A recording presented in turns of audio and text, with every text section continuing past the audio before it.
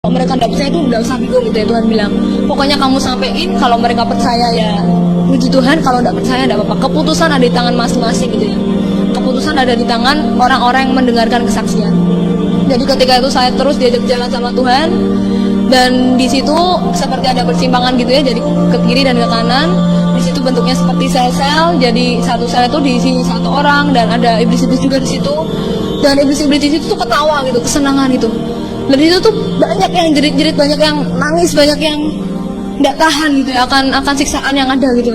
Ada yang matanya dicungkil gitu ya, matanya dicungkil keluar gitu, sampai darah itu mengucur gitu, ngucur terus mengalir deras gitu. Tapi anehnya bisa timbul lagi, bisa muncul lagi mata yang baru, dan itu kemudian dicungkil lagi tuh sakitnya kayak apa gitu ya. Dan itu ada yang tangan yang dikuliti, ada yang tangan yang dipotong-potong. Kalau misalnya kita kena pisau sedikit aja perih gitu ya, darah ngalir dari tubuh kita tuh perih gitu ya. Apalagi itu gitu di neraka, dikuliti, di tangannya dipotong-potong sampai darah itu mengalir deras gitu ya.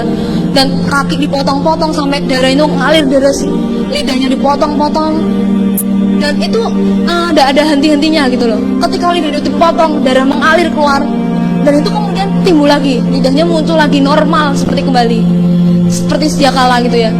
Dan itu kemudian dipotong-potong lagi sampai habis, dan semua orang di situ nangis, minta ampun, minta tolong sama Tuhan. Tapi Tuhan nggak bisa berbuat apa-apa gitu ya. Tuhan tuh nggak bisa nolong karena udah terlambat gitu ya. Dan saya tanya sama Tuhan, orang-orang yang di sini ini orang-orang yang nggak percaya sama Tuhan doa, saya bilang gitu. Tapi Tuhan bilang gini, oh enggak tuh, kalau yang di sini tuh orang-orang Kristen gitu ya. Terus saya kaget gitu loh, kok ada juga orang-orang Kristen yang masuk ke neraka gitu ya. Dan saya tanya sama Tuhan, kenapa mereka bisa masuk neraka gitu ya. Dan Tuhan bilang gini, setiap kita yang diberi anggota tubuh lengkap gitu ya, yang diberi anggota tubuh gitu ya, harus mempertanggungjawabkan setiap bagian anggota tubuh kita. Jadi Tuhan menciptakan tangan untuk menyembah Tuhan, untuk memuliakan Tuhan. Tetapi kalau misalnya kita gunakan untuk misalnya mukul, membunuh, itu tuh sudah tidak berkenan di hadapan Tuhan gitu ya.